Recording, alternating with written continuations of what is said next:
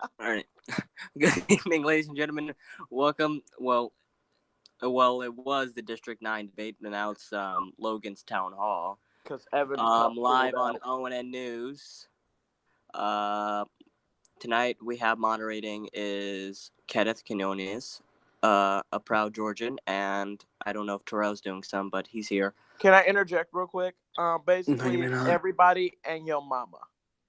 Anyways, yeah, We don't sponsor we're gonna that. start out with an opening statement from Ken and Logan, and then the Don't say moderators will take over.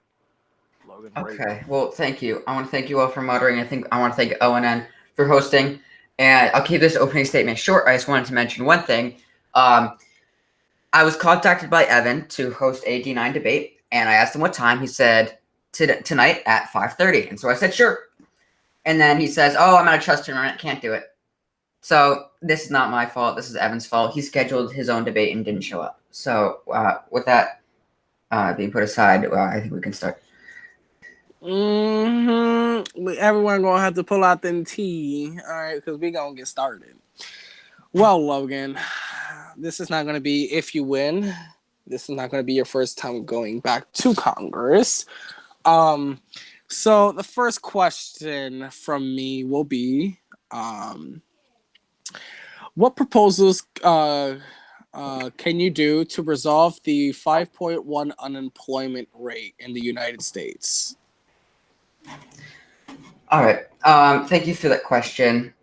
I think the unemployment rate, it's getting higher, and I think that we need to stop that. So, I have some parts of my platform, about like nuclear power. That's one way we can create jobs. But if we look at the bigger picture, we need drastic change, and I think a universal basic income, sort of similar to what Robert Sanders is proposing, could definitely help with that.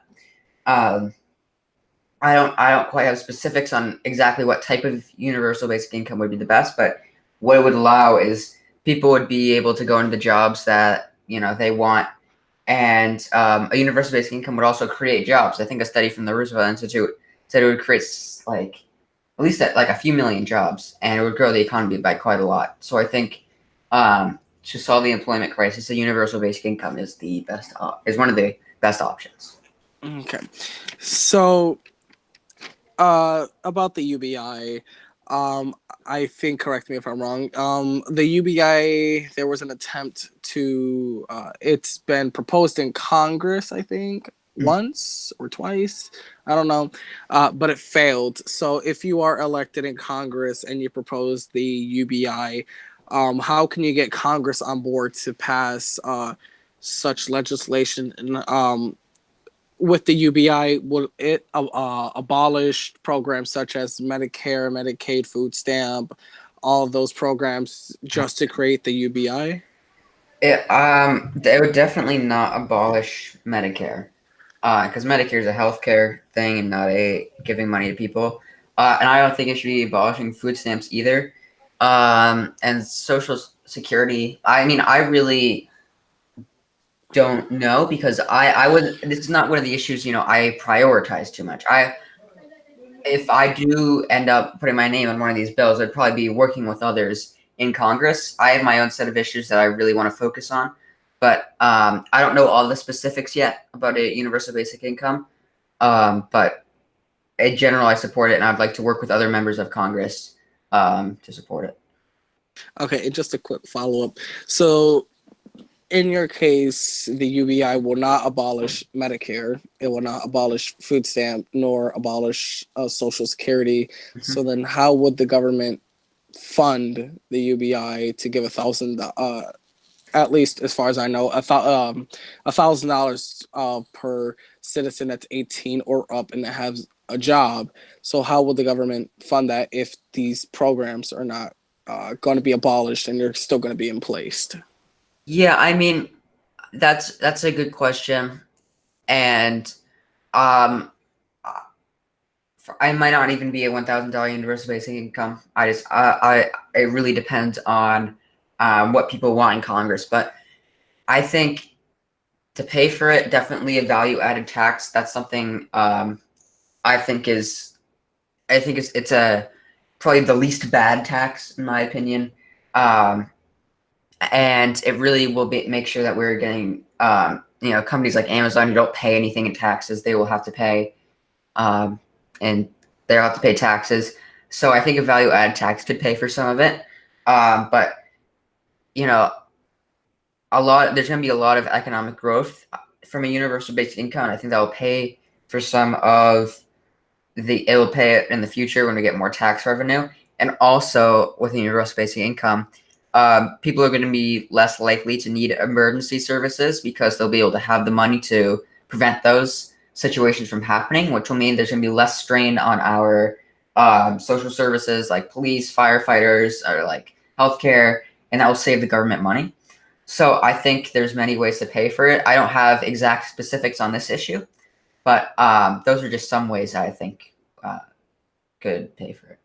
Okay, so I'm gonna ask 2 more questions and hand it over to another moderator. So my next question is, what is your view on the land value tax? And if you don't like it, what can you propose as an alternative?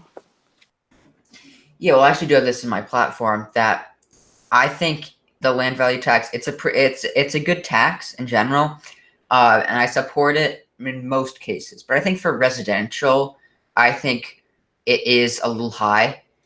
I don't want I think it's okay for like landlords who are making money off of just housing other people, but like for single families who are living in a house, like I don't think a 20% tax is a 20% land value tax is good. I think we should lower the land value tax for those kind of cases to somewhere like 5 or 10%, because some people, they save up their entire life to go and live in a good neighborhood where the land value might be a little bit higher because there's good education for their children and all of that. And I don't think we should be penalizing that with a very high tax. I think we should have a lower tax in those cases. Okay, this will be my final question. What would you do to help struggling dairy farmers within your district? Yeah, that's a very good question. So back in the late 1990s, we had something called the Northeast Interstate Dairy Compact. And basically, since it was an interstate compact, it had to be approved by Congress. And back then, dairy farmers were struggling, just like they are now. And so what this did is it set the dairy compact set the minimum farm price of milk to $16.94 per CWT. And that basically allowed farmers to sell their milk for at least a certain amount that was above the national minimum, and it helped a lot. And it helped dairy farmers a lot. It made sure that the prices weren't fluctuating a lot, so they could plan better, and also they just had more money, which was good. So right now milk prices are getting really low. And it's putting farmers under financial stress. So I would support reauthorizing the Northeast Interstate Dairy Compact, or doing something like what Congress did after they replaced the Northeast Interstate Dairy Compact, which was they paid farmers when they had to sell their milk for low prices, the government just paid farmers the extra money that they were losing. So either of those solutions could work, but I prefer than reauthorizing the Northeast Interstate Dairy Compact. Okay, thank you. Another moderator can take over. Georgian, Terrell, Samantha. Do you want to go first? Hola, senor. No, senor Jordan, you can go. All right then. Well, before I ask, I like to be polite. How are you doing tonight, Logan? I'm doing very well. How are you? I'm a senior now. Oh, that's nice. Yep. So No one hands, but okay. freshman. Anyways, the first thing I would like to Wait. What you mean about freshman? That wasn't even me. what I said. Why you playing? So you can quiet it. Child, get off before I do illegal things on live TV. We on live stream. You know I don't care about saying it on live stream. Go ahead, yell it. All right, let's get back. Let's get back to Yeah. the debate. Kenneth, Yeah, quiet. Wetback. Okay, sorry about that small interruption. But anyways, recently the Vermont Senate voted against a resolution that would approve a nuclear weapon delivery system based in the state of Vermont. I'd like to get your opinion about the resolution that entail building a nuclear weapons supply base in Vermont. What do you think about that particular topic? I'm sorry, you cut out in the middle. You're talking about Vermont opposing a nuclear weapons supplies place? Yes. Do you hear people upstairs? I don't. It was your microphone just like staticky. Okay. Is Is it better? Is it better now? Yeah. Okay. Yeah. So, in terms, so I don't think we need more nuclear weapons right now. And I don't think we need to be spending more on that. In terms of the nuclear issue, though, I think the Yankee nuclear power plant, which was located in Vermont, I think the government should give funds to reopen that because we should have. I support more nuclear power. I think it's a good source of energy, but I would oppose any nuclear weapons stations. Okay. For the next question, I'm only asking about 3. Now, you are running for District 9 House, correct? Yep. Okay, well, in your district, for a median 2-bed apartment rental month by month, in Connecticut, it is rated in 2019 as 1.3 thousand median. In Massachusetts, 1.6 thousand. New Hampshire, 1.3 thousand. Rhode Island, 1.1 thousand. Vermont, 1.2 thousand, among the highest in the country. Now, if you were elected to Congress, what would be your first steps in order to lower rent prices for all people in your district? That's a good question. We have a big problem. I'm from the Boston area, and I know we have a very big problem in the Boston area with lack of affordable housing, affordable rent prices. And I think we should have more federal programs or expand the current federal programs in place that gives money to states and local governments and helps them build more affordable units for housing. And I think that's one way to start. And I'd also support zoning reforms.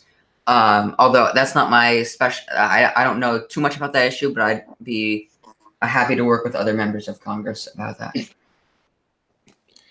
All right, and my last question will be for your district, according to chiefexecutive.net's yearly best and worst states to do business survey as done, the majority of your states in your district are in the bottom half of the worst states to do business, also including Massachusetts as the 5th worst and Connecticut as the 4th worst.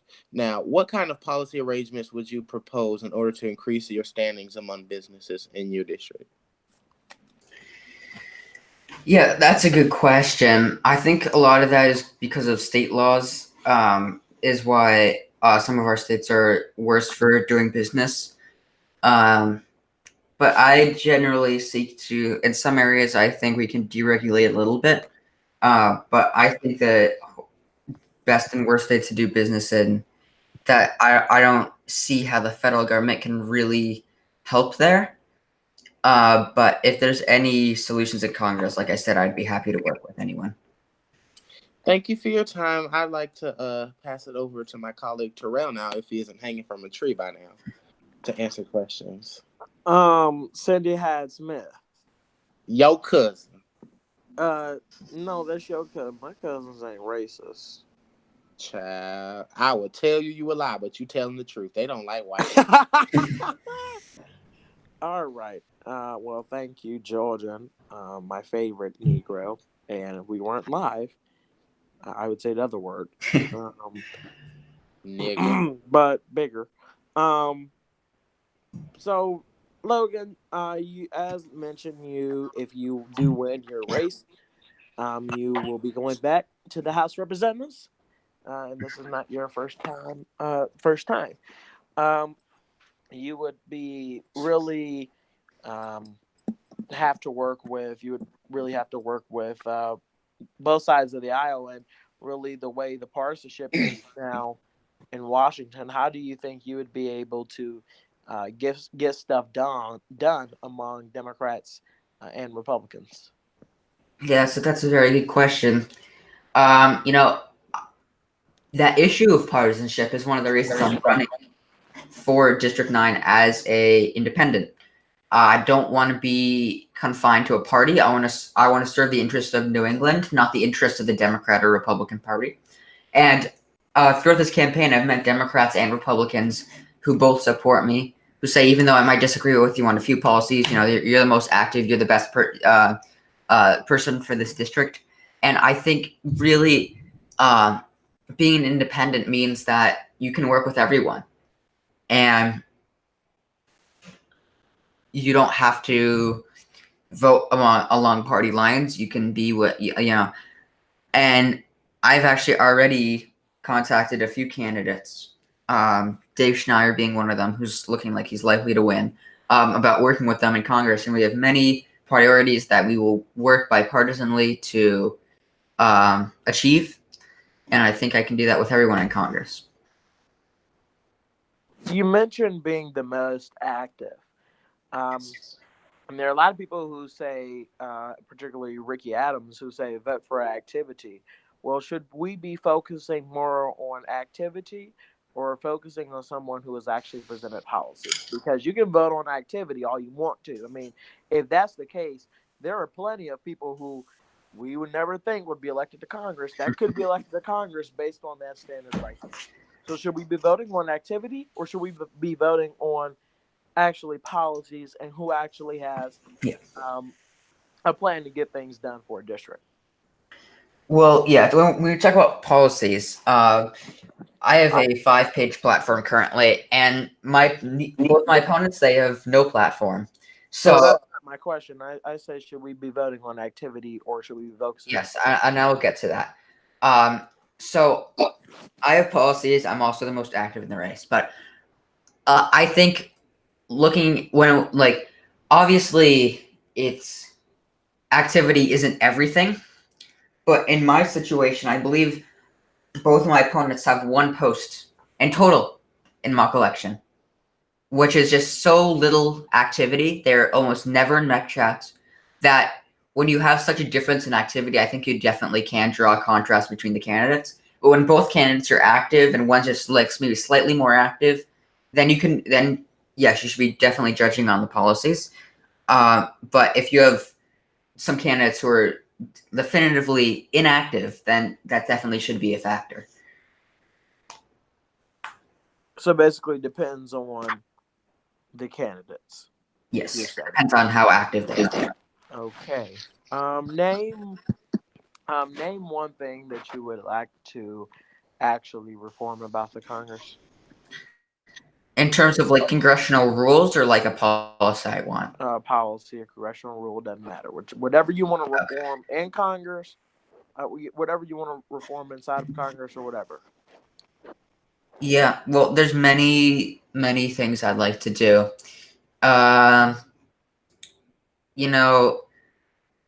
One of my biggest priorities that I feel is not being addressed is nuclear power. And in my district, there's a Pilgrim nuclear power station, which is actually set to close on June 1st of this year.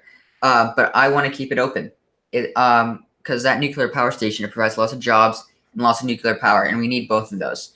So I would try and give federal funds because they need a few $1 million for safety upgrades, and they don't have that. So I'd support some sort of federal loan or something along those lines to help them stay open. And also, like I said before, I want to reopen the Yankee nuclear power plant in Vermont. And in addition to that, I apologize for doing multiple policies, but I feel like there's the ban on gay people donating blood, that should be repealed, as well as the gay and transgender panic laws, that should also be repealed. Those are two like my kind of niche policies, but yeah, those are probably some of my biggest priorities. Okay. I think I have another one. I'm not sure. Oh no, that's the one I want to ask. So a lot of people, know you. Some people know you as an immature person, who just sits on mech chats and Look tries. who's asking. Be quiet. You don't even know my question, so you can hush before me and you go outside with that rope and that tree, and you be the one hanging from it. All All right. right, you So gonna would be you? 6 feet under. Hey, you want to be 6 feet under? You want to be 8 feet. I'll put you down to 10 feet. How about that? How about you focus on this debate? How about you be quiet and actually focus on winning re-election? Which Um. I am. Okay, so hush it. Um.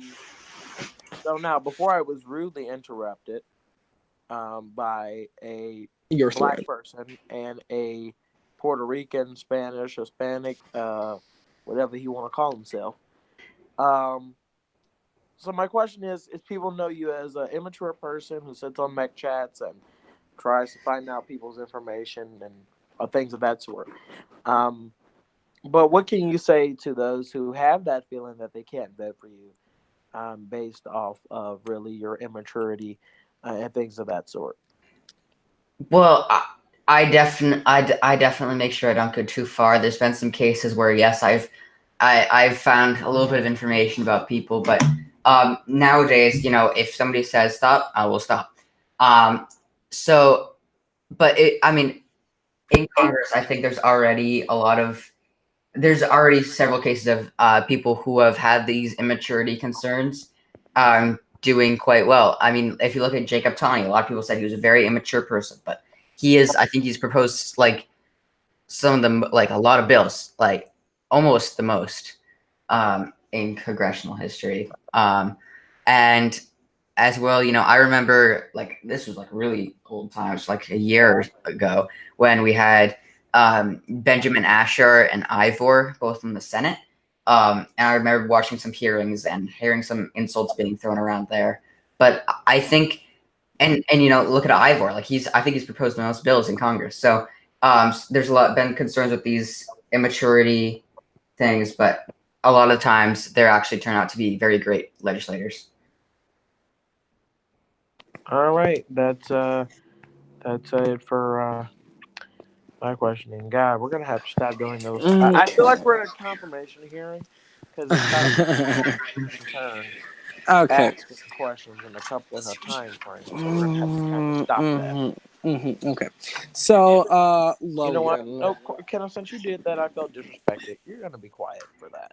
Thank Okay, you. you know what? I swear you're gonna be the one on a tree. Okay, so back to Logan. How are you feeling so far? I'm feeling pretty good. Good. So, Massachusetts seems to have the cost of living in Massachusetts is high, and the average person that lives in Massachusetts makes $56,410 a year. With the cost of living in Massachusetts rising, do you think that is enough for a household that has a family? Do you think that's enough to live in Massachusetts? If not, then how would you resolve the issue? Well, I think, you're looking at Massachusetts as a whole, and if you go to some places in Massachusetts, I think like, where I'm from, Newton, some of the neighboring towns, Needham, Wellesley, the people make a lot of money, and it also costs a lot of money to live here. But if you go out to Western Massachusetts, where they had that lower income, which is really pulling the number down, it doesn't cost that much to live in Western Massachusetts. So there's definitely a divide, but I think that we definitely should focus on increasing income and decreasing cost of living.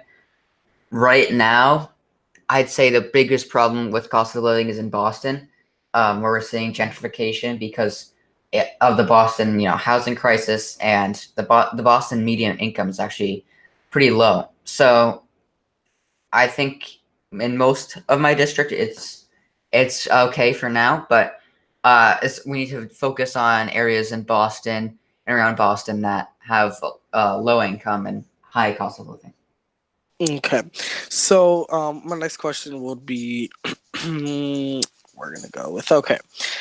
Uh, with the House Republicans filing a lawsuit in the Supreme Court to challenge Roe v. Wade to have a chance to overturn it if elected, what are you going to do about this issue? Say what? Well, it's totally like if they want to try to overturn Roe v. Wade, then they can do that because it's not a congressional responsibility to deal with what the court's dealing with. But if it is overturned, I will do my hardest to make sure there's none of these, heartbeat bans that we're seeing in places like Alabama. I want to make sure that's not going to happen at a national level. I want to make sure. Correction. Heartbeat bills have been introduced in the state of Georgia and Missouri. The House Excuse me, Republicans senor. legalize abortion except in cases of danger to the mother's life. Just corrections. Wait, how's that? Okay, Georgia. Next time you interrupt him when he's speaking, you will be the one in the tree. Child, I'm trying to make sure y'all don't get sued. So I'm kidding. Yeah. Well. Yeah. So. I want to make sure we don't have very restrictive laws like that. I think if we want to fight abortion, if we want to decrease abortions, I have my policy that I've actually contacted Brett Patrick about, and he wants to work with me on it. Is that it costs an average of $12,000 to give birth in the USA, which is the same as a royal hospital in the United Kingdom. In Finland, it costs $60, and their abortion rate is roughly half of ours. So just cutting down the cost of birth, it would be very good because people would be less incentivized to get abortions. But I want to make sure there's nothing too restrictive. Okay. So my final question until I give it to someone else to speak and ask questions. Can you name at least or to the best of your recollection, 5 accomplishments that you have done within your previous term in Congress or terms? Mm-hmm. Yeah, so my previous term back when we only had 6 districts, it was a very long time ago. I didn't actually get to do that much because I really didn't have a platform back then. But now I have a lot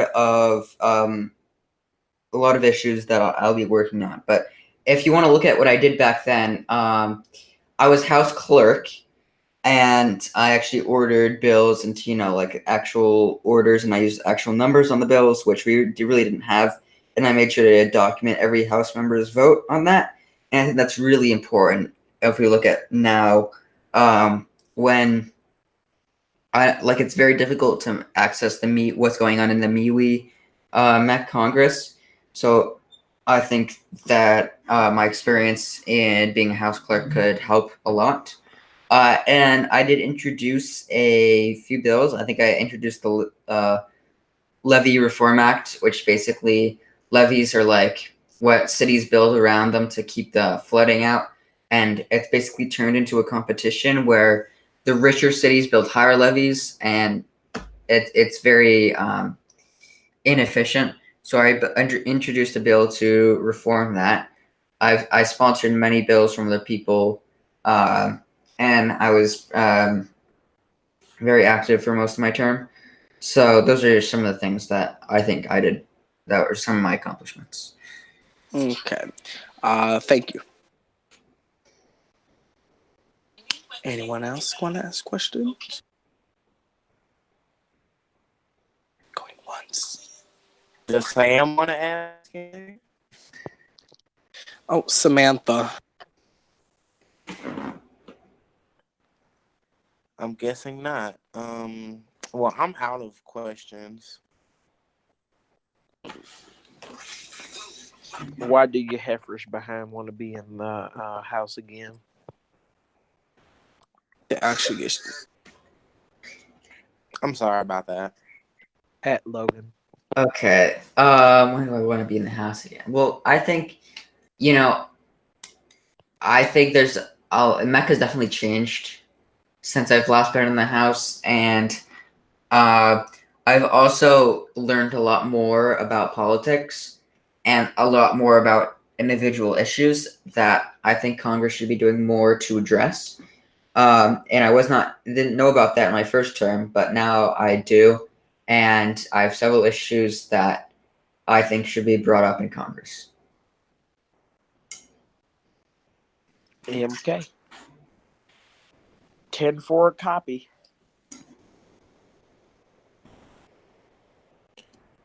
Is that it, everybody? Well, I guess it is. mm, I believe that's it. Is Connor even still here?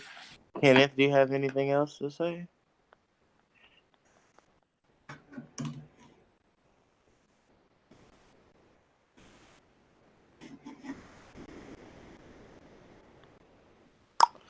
Well, in that case, Logan, it was great having you on. Thank you for everybody who tuned into Town Hall with candidate for D9, Logan Rave. Have a great day. Thank you. Mm-hmm. Yep. So we're still live.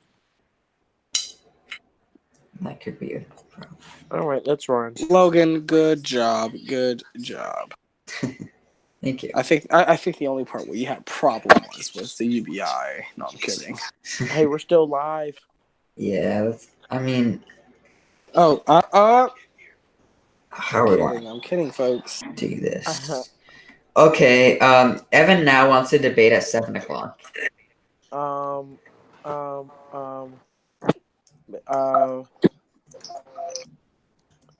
checked and cleared 1019.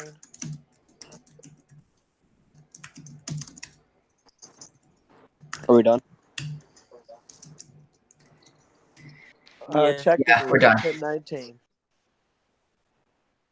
Now he thank wants you, to everybody. debate. Yeah, now he says Okay. 7. He wants to do 7 to any time from 7 to 11. But I'm You know what? Since we still live, we ain't got time for that bull crap. We don't finish this town yeah. hall. If you don't show up for your own debate, you're not gonna get to reschedule. We don't get reschedules here because we need black people work breaks. I think he saw the debate, and as soon as he saw that we're done, I think But that's we're what not. he said. We're not getting. We're not getting. Thank We're not everybody for getting watching. paid for any overtime.